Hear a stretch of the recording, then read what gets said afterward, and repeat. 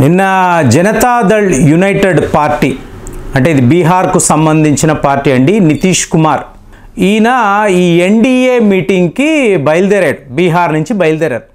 అంటే similar to ఎలాగైతే చంద్రబాబు నాయుడు గారు విజయవాడలో ఒక ప్రెస్ మీట్ పెట్టి దాని తరువాత ఈయన కూడా ఢిల్లీ వెళ్ళారు. సో ఇప్పుడు ఈ నితీష్ కుమార్ గారు ప్రయాణిస్తున్న ఈ విమానం ఈయన కూర్చొని ఉన్నారు. ఈయన వెనుక ఇంకొక వ్యక్తి. ఎవరు ఇతను అంటే తేజస్వి యాదవ్.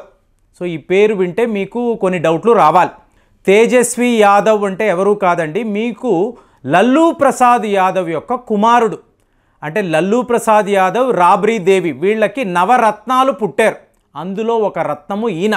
సో ఇప్పుడు ఈయన నితీష్ కుమార్ వెనుక కూర్చొని ఉన్నాడు. ఇతను బీహార్ యొక్క డిప్యూటీ చీఫ్ మినిస్టర్గా కూడా మీకు ఇతను పని చేశాడు.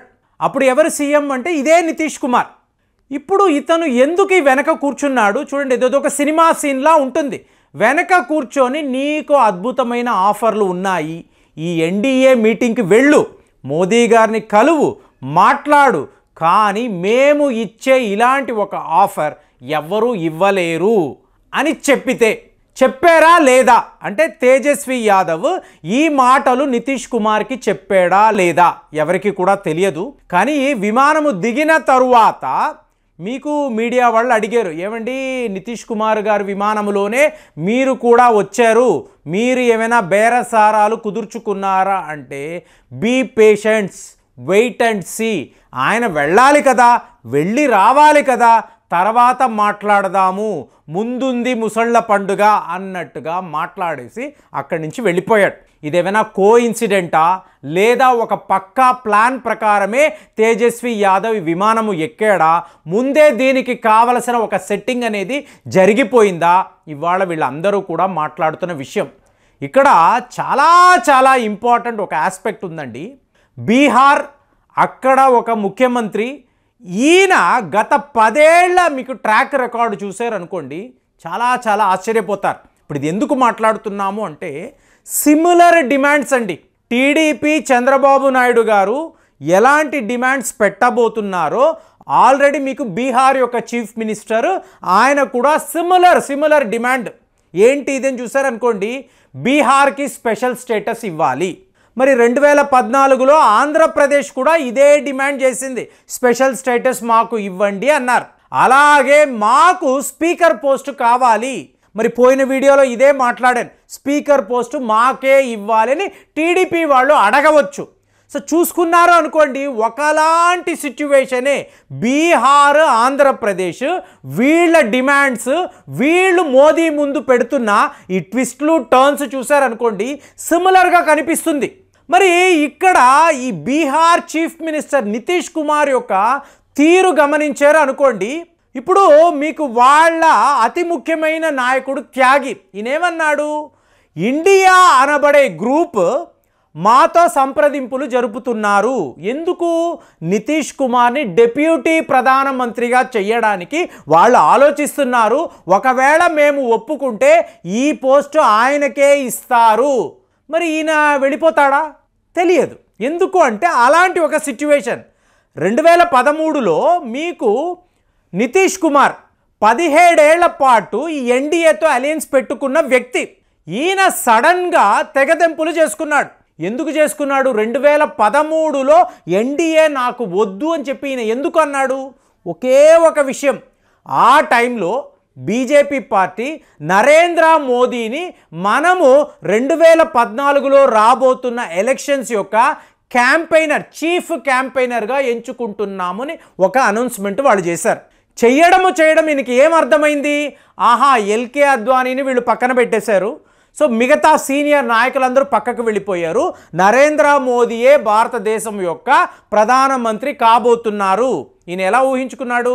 ఎల్కే అద్వానీ గారు అక్కడ ఉన్నారు, 17 ఇయర్స్ మీకు పొలిటికల్ టైఅప్. సో ఇప్పుడు ఎల్కే అద్వానీ ప్రధానమంత్రి అయితే మీకు డిప్యూటీ ప్రధానమంత్రిగా తాను నితీష్ కుమారే ఉంటారు అన్నట్టుగా ప్రచారము జరిగింది. ఇవాళ అక్కడ ఎల్కే అద్వానీ లేరు, ఈయన కూడా ఉండరు, నరేంద్ర మోదీ గారు సీన్లోకి వచ్చేశారు. కాబట్టి నాకు ఎన్డీఏనే వద్దు అని చెప్పి ఈయన వెళ్ళిపోయాడు. వెళ్ళిపోయిన వ్యక్తి 2015లో అసెంబ్లీ ఎలక్షన్స్ చూసారనుకోండి, మీకు వీళ్ళ జనతాదళ్ అలాగే మీకు ఆర్జేడీ కాంగ్రెస్ అంటే బీజేపీ నుంచి వెళ్ళిపోయి కాంగ్రెస్లో జాయిన్ అయ్యాడు, అంటే కాంగ్రెస్ని కలుపుకున్నాడు. సో వీళ్ళు చాలా ఒక బ్రహ్మాండమైన విజయాన్ని చూశారు. అంటే బీజేపీ నుంచి బయటికి రావడము వల్లే నేను ఇంత పెద్ద అద్భుతమైన ఒక విజయాన్ని చూశాను అన్నప్పుడు ఈయన ముఖ్యమంత్రి, అలాగే ఆర్జేడీకి సంబంధించిన ఈ తేజస్వి యాదవ్ అతను డిప్యూటీ చీఫ్ మినిస్టర్. సో ఈ పరిస్థితుల్లో ఏమైంది, 2017 నుంచి మీకు బీహార్ అన్న లల్లూ ప్రసాద్ యాదవ్ వాళ్ళ ఫ్యామిలీ అంటే అవినీతి, ఎటు చూసినా కూడా అవినీతి. ఇక కాంగ్రెస్ అంటే ఆటోమేటిక్గా వాళ్ళు కరప్షన్లో కూరుకుపోయి ఉంటారు.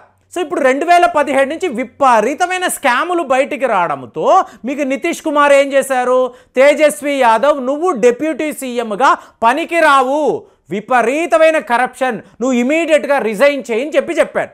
కుదరదంటే కుదరదు, అవినీతి అనేది మా ఫ్యామిలీలోనే ఉంది, ఇదంతా చాలా మామూలు విషయము, నేనైతే రిజైన్ చెయ్యను అని చెప్పి తేజస్వి యాదవ్ కూడా చెప్పేశాడు. వెంటనే ఈయన ఏం చేశాడు, నాకు ఆర్జేడీ వద్దు, కాంగ్రెస్ పార్టీ వద్దని మళ్ళీ బీజేపీలోకి ఈయన వచ్చేసాడు. అంటే మళ్ళీ 2020లో మళ్ళీ ఎలక్షన్స్ కదండి, అసెంబ్లీ ఎలక్షన్స్. ఇక్కడ బీజేపీ పర్ఫార్మెన్స్ను చూసి ఇతను బిత్తరపోయాడు. ఎన్డీఏలో ఉన్నాను, బీజేపీ నా మిత్రపక్షము, కానీ ఏమైంది, బీజేపీ వాళ్ళు నన్ను దాటేశారు.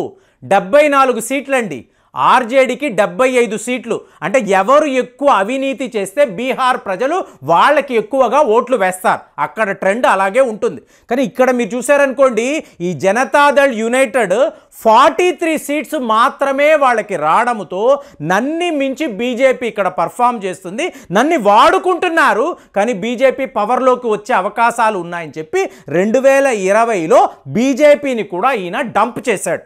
సో తరువాత మీరు చూసారనుకోండి, 2024లో ఈయన మళ్ళీ ఎన్డీఏ నుంచి, అంటే మీకు బీజేపీ యొక్క పర్ఫార్మెన్స్ బీహార్లో బాగుండడంతో నాకు వీళ్లతో ఎటువంటి పొత్తు వద్దు అని చెప్పి 2024 వచ్చే నాటికి ఏం చేశాడు ఈయన, మళ్ళీ ఇండియా అనబడే గ్రూప్లో జాయిన్ అయ్యాడు.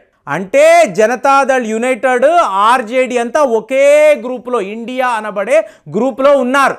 కానీ జనవరి నెల ఈయన ఒక నిర్ణయం తీసుకున్నాడు, కుదరదు, వీళ్ళతో నేను జాయిన్ అవ్వను, మోదీ లీడర్షిప్ వల్లే దేశము ఇలాగ ఉంది, 2024లో మళ్ళీ ఎలక్షన్స్ వచ్చినప్పుడు ఖచ్చితంగా మోదీతో ఉంటే నాకు చాలా అడ్వాంటేజ్ అని అనుకొని జనవరిలో ఇండియా అనబడే గ్రూప్ నుంచి బయటికి వచ్చి ఎన్డీఏలో జాయిన్ అయ్యాడు. సో ఇవాళ వరకు జరిగింది ఇదే. ఇవాళ త్యాగి గారు ఏమంటున్నారు, we will be with NDA, we will continue to be with NDA. ఇదంతా బాగానే ఉంది, కానీ ఇప్పుడు వీళ్ళు పెడుతున్న ఈ కండిషన్స్ చూసారనుకోండి, అంటే ఒక బ్లాక్మెయిలింగ్ యాటిట్యూడ్ అనేది మనకు క్లియర్గా కనిపిస్తుంది.